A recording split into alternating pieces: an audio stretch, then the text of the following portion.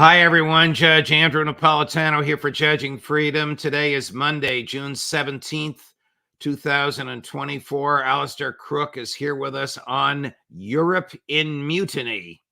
But first, this. You all know that I am a paid spokesperson for Lear Capital, but I'm also a customer, a very satisfied customer. About a year ago, I bought gold, and it's now increased in value 23%. So $100 invested in gold a year ago is now worth $123. If you have $100 in the bank, it still shows $100, but $100 in the bank is now worth 24% less. Inflation has reduced all of your savings, all of your buying power, and mine, by 24%, and gold is largely immune from that. If you want to learn how gold will soon hit $3,200 an ounce, call Lear Capital, 800-511-4620, or go to LearJudgeSnap.com. Get your free gold report.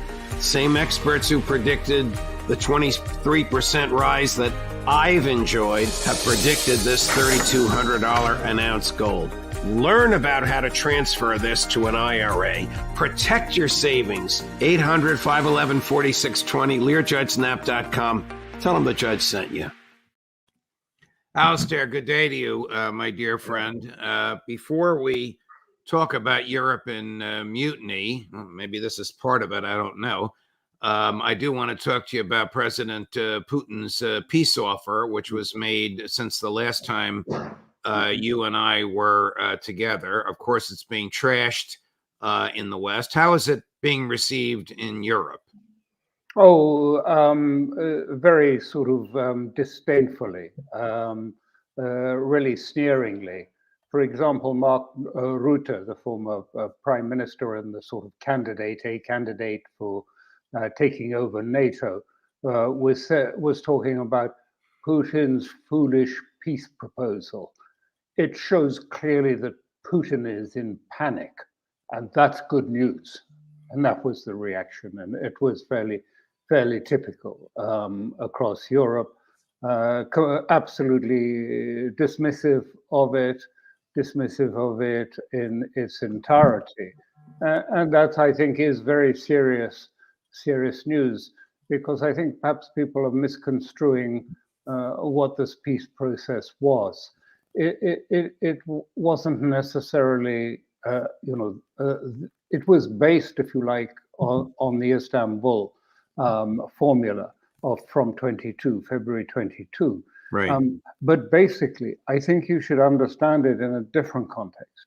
It is in the context, and I know you'll understand this better than most, of a just war and about conflict and how you manage conflict. This is understood very well. I mean, this is the basis of how most of the East understand it, including Iran and Russia. And effectively, what he's done is he set out very carefully the history and how things have arrived where they have, introducing new elements like the telephone call from Obama at one point. And then he said, if you don't take this, really, this is the last chance. This is the chance that you have.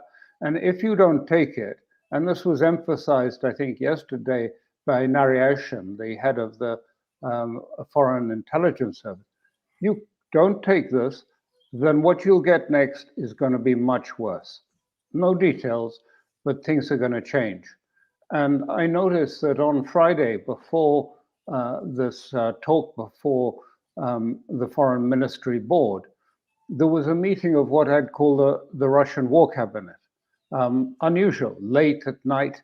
And what was equally unusual is no mention of what was discussed. The fact that it took place is admitted, nothing about the subject or what it was.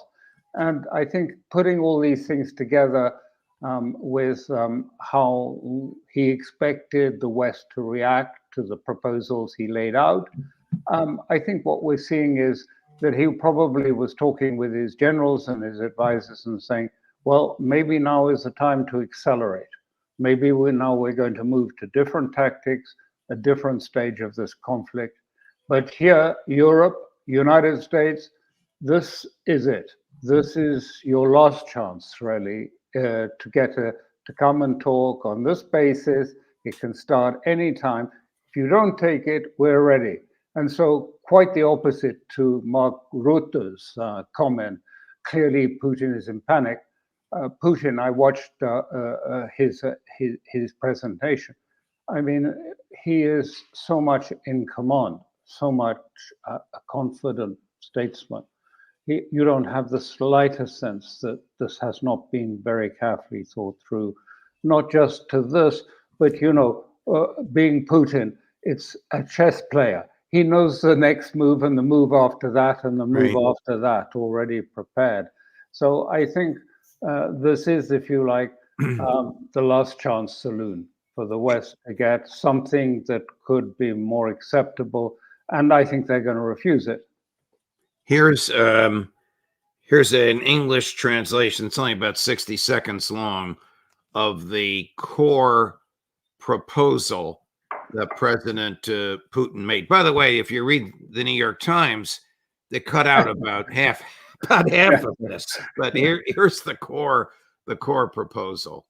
The West is ignoring our interests and at the same time forbidding Kiev to negotiate, all the while hypocritically calling us to some kind of negotiations. It just seems foolish. Ukrainian troops must be fully withdrawn from Donetsk and Luhansk People's Republics, and from the Kherson and Zaporizhia regions. And I draw your attention to the fact that it includes the entire territory of these regions within their administrative borders, as they existed when they joined Ukraine. Once Kiev declares its readiness and starts the genuine withdrawal of its troops from these areas, as well as officially notify about the abandonment of plans to join NATO, our side will immediately, literally at the same minute, follow the order to cease fire and start negotiations. Have you ever heard a peace offer before that says immediately, literally at the same minute, we will withdraw? I'm sure that, well, maybe I'm not sure. Zelensky should be kicking himself for not having accepted the peace offering that they negotiated in Istanbul 3 years ago. Oh, clearly. A lot of people would be alive if he'd done that. Yes. But I would say, this is the sort of in that tradition from the East, that you put it out publicly. This is the situation, and this is what's going to happen if you don't accept this situation. This is the last warning you get. And after this, and so I do expect new things will emerge. I think there will be new elements in their approach. I suggest there's probably going to be an acceleration of the conflict now. So it's going to be a very dangerous period because already we're in a period when the West is escalating into Russia.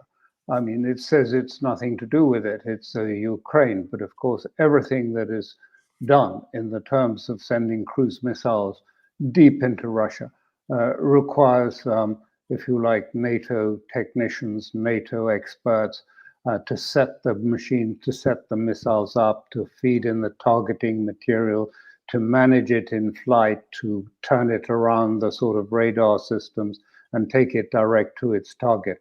That's all done by NATO. It's nothing to do with Ukraine.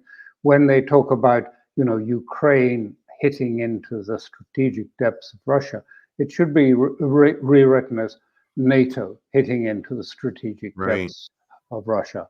And now we're going to have a riposte of some sort, I believe. Did anything noteworthy come of the meeting in Birkenstock, Switzerland over the weekend of all these countries, sans Russia and China? No. As some of the Europeans who were there, even the Europeans were saying, it was really a sort of war summit. I mean, it was not about peace. It was, setting out terms that were clearly impossible to achieve, complete integrity of Ukraine on the 1991 borders, and then some really minor issues about preserving the Zaporizhia nuclear station and the swapping of children and so on. Nothing of any substance at all. So it was really, the first day was mostly the precursor for Zelensky to sort of talk about his ideas and his future. But no, nothing came of it, and no serious players, no serious actors, China and others, were present. Mostly just the European, proteges were there, and a few others. There were, I think, 90 odd. 12 people refused even to sign this watered down summary, but it achieved nothing. Here's President Putin's comments. Now, I don't know if these are comments on the weekend events in Switzerland or comments in general, but in my view, and of course I'll be happy and do want to hear yours after we play it, is a brilliant and gifted explanation of the Russian mindset which the West fails to understand. Number 2. Let me remind you that at the end of the 20th century, after the end of the acute military ideological confrontation, the global community had a unique opportunity to build a reliable and just order in the field of security. This did not require much. A simple ability to listen to the opinions of all interested parties and a mutual willingness to take them into account. Our country was determined to do exactly this kind of constructive work. However, a different approach prevailed. The Western powers, led by the United States, believed that they had won the Cold War and had the right to determine how the world should be organized. Doesn't that get right to the heart of things? The Russian observation, conclusion, in, I suggest your view and mine, truthfully and accurately, that the West, the United States, believes it has the right to determine how the world should be organized. You're absolutely right, and Putin made it fairly clear. What is going to make any future talks more complicated, problematic, is, first of all, he also set out, and up until now, that was manageable. But after what he's now said, he said very clearly that Zelensky, and he went into a great deal about it, Zelensky is not the president. And he went through the constitution of Ukraine to show what was the constitutional position and what role martial law would have played in that, to show that there was absolutely nothing that provided for him being able to extend his presidency. The constitution does provide for the Rada, that's the parliament, to continue under certain circumstances, or to have a suspension of elections. But there's nothing that touches on the presidency. So first of all, from Moscow's point of view, who do we talk to? Who is there to commit on this process now? So this is going to be, they're not going to go back on this. I mean, Zelensky, as far as they're concerned, is over. It's not clear where power lies. Maybe it lies with the presidency of the Rada, the parliament. It's not clear. It probably needs to go to the Ukrainian Constitutional Court to say who is entitled now to commit Ukraine in any peace negotiation. And the other thing was just what you were saying, which is so important to understanding. The failure after the Berlin Wall fell, the failure then, at that time, the Cold War had come to an end, and the failure then to draw up, if you like, an understanding of the interests of the Atlantic world compared with those of the heartland, the Russia, China, the Asian heartland, to do a sort of Mackinder-esque type of negotiation. Mackinder was a great 19th century strategy that said, it's always the heartland versus the rimland, i.e. the Atlanticists on this. And there was never any agreement except informally, not written, but at that time, not an inch beyond the German borders would NATO go. And since then, we've had forever expansion. and we're in this process. And so Putin said at the end, and this is really significant, I think, about where the future is. He said, look, this is not really about, just Ukraine. It's about this forever expansion of NATO, the inability that we have not been able to come to a terms of a modus vivendi between, if you like, the interests of the Atlanticists and parts of Europe and those of Asia, Russia, China, and other states that comprise, if you like, that heartland bloc. And we have to have some sort of arrangement. Otherwise, this will go on and will end up in a major war. That is the negotiation. Ukraine will flow from that, not Ukraine will lead into the wider discussion. Right. And so I think it's very important because at the moment, that's not in sight, not at all. I mean, there's no one in the West that could manage or even think very clearly about such a negotiation.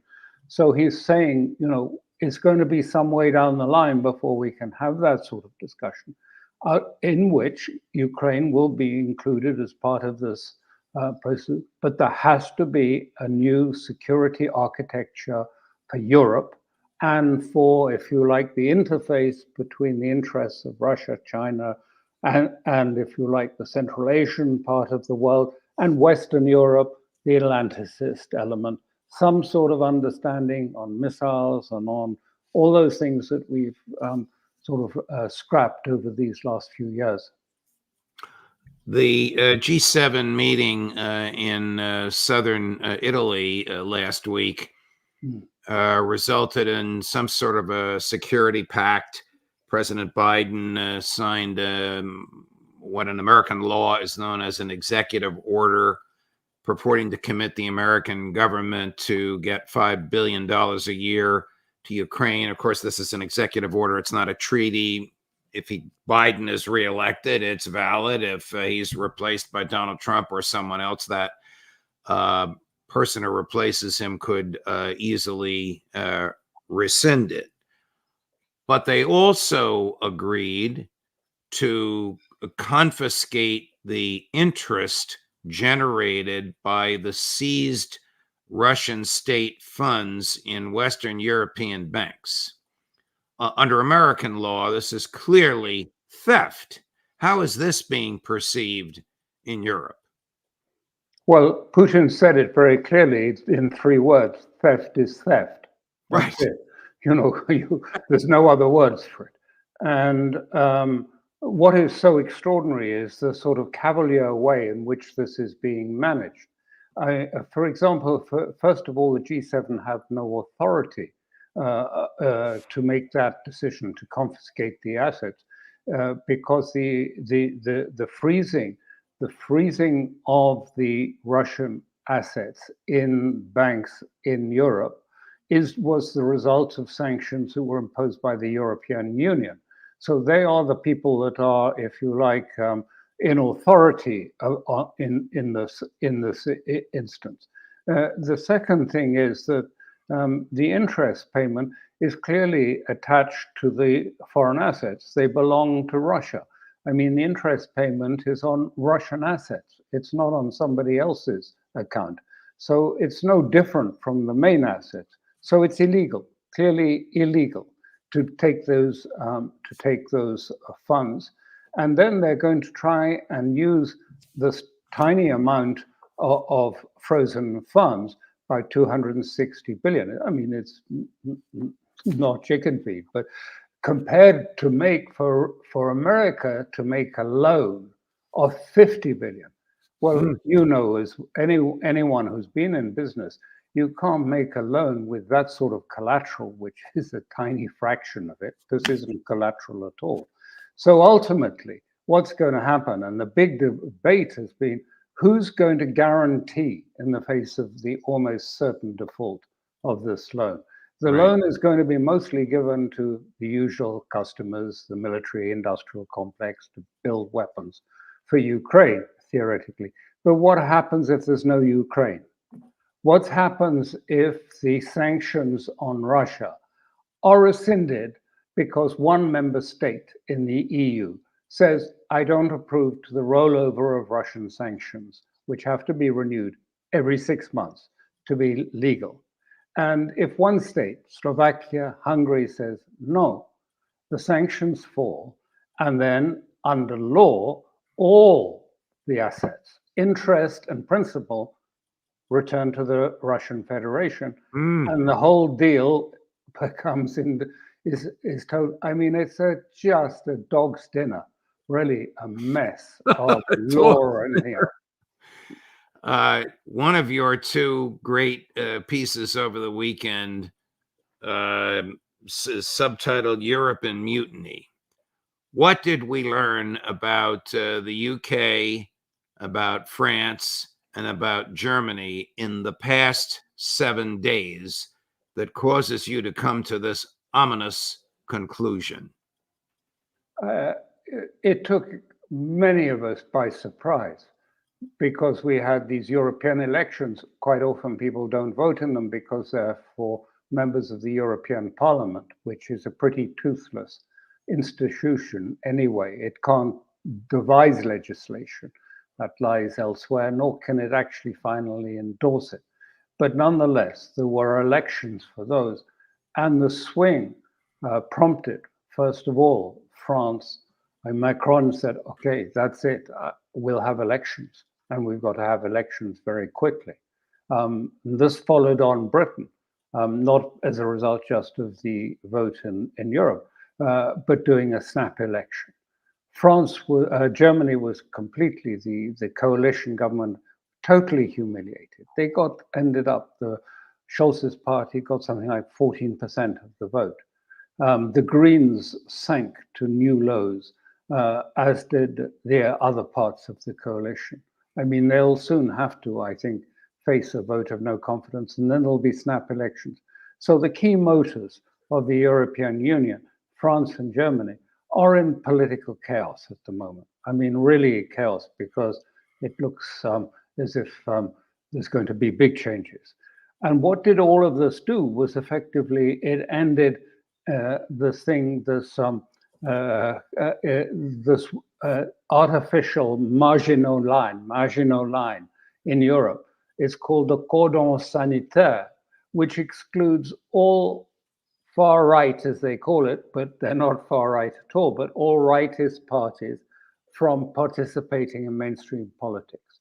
It's an informal, it's not a legal agreement, but it's an informal agreement that only centrists are allowed to coalesce with leftists, but never with the right, and that this excludes the right from politics entirely. No coalition, no informal workabout, no sharing of power.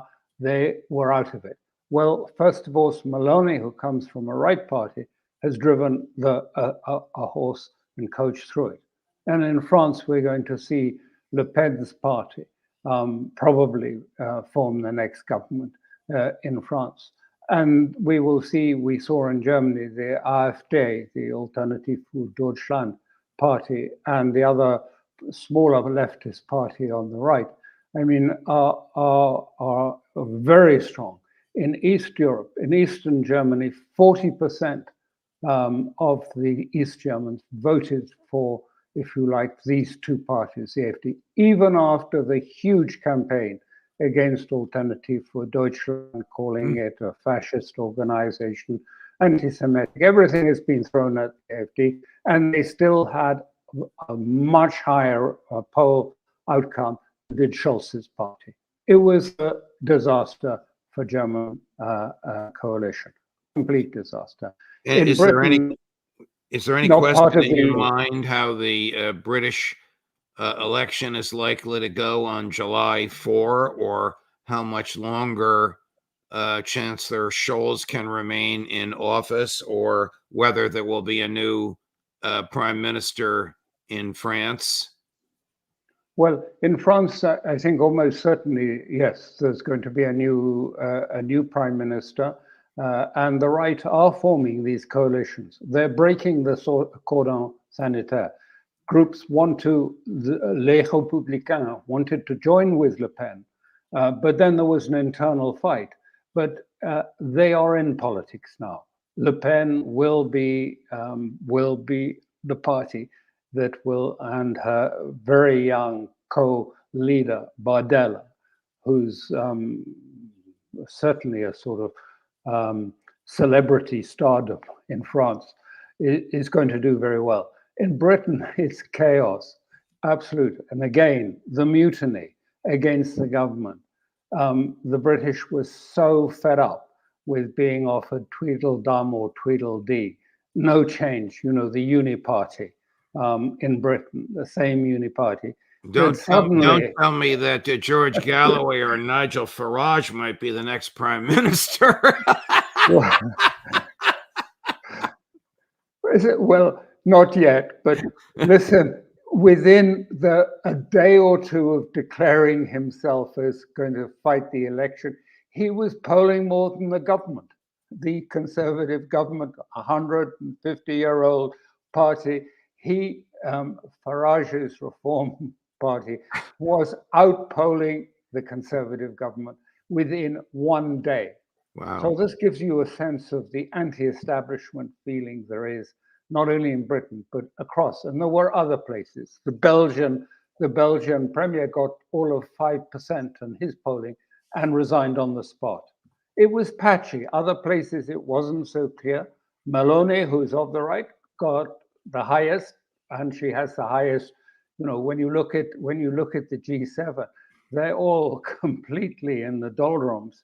Meloni is the only one who has a poll rating near 40% in her own country. All the rest of them, you know, can barely get into double figures of approval ratings in Europe. It's a huge anti-establishment, and they probably still will control a center bloc, because these are the legacy parties from the post-war era, the Christian democratic parties that were set up to stop communism overtaking Europe in the post-war era. They may have a majority. And of course, they're so desperate that as soon as they all got back from the G7, they were meeting yesterday informally and say, right, we'll choose who's going to lead Europe for the next 4 years. So von der Leyen will be the head of the Commission. Someone from Portugal will be the head of the Council, and someone from the Baltic states will be the new foreign affairs chief. So they're trying to cook it so that they can keep power. I mean, they're that desperate that they're trying to gerrymander. Theoretically, these appointments are supposed to be endorsed and appointed by, as yet, the new MEPs. We don't even know yet which MEPs are on the right or on the left, because many of them have not declared which bloc they're going to join in. But they want to preempt that and say, no, this is the leadership. And that gives you an idea of how sort of desperate things are in Europe at the moment. Desperate is the understatement of the day. Alastair, thank you very much for your time, my dear friend, and all of your analysis. We'll look forward to seeing you next week as well. All the best, my friend. Thank you so much. Of course. Best to you. Bye. Yes. Coming up today at 9:30 Eastern Time, Professor Jeffrey Sachs at 10 o'clock in the morning Eastern Time. Ray McGovern at 5 o'clock this afternoon. Larry Johnson, Judge Napolitano for Judging Freedom.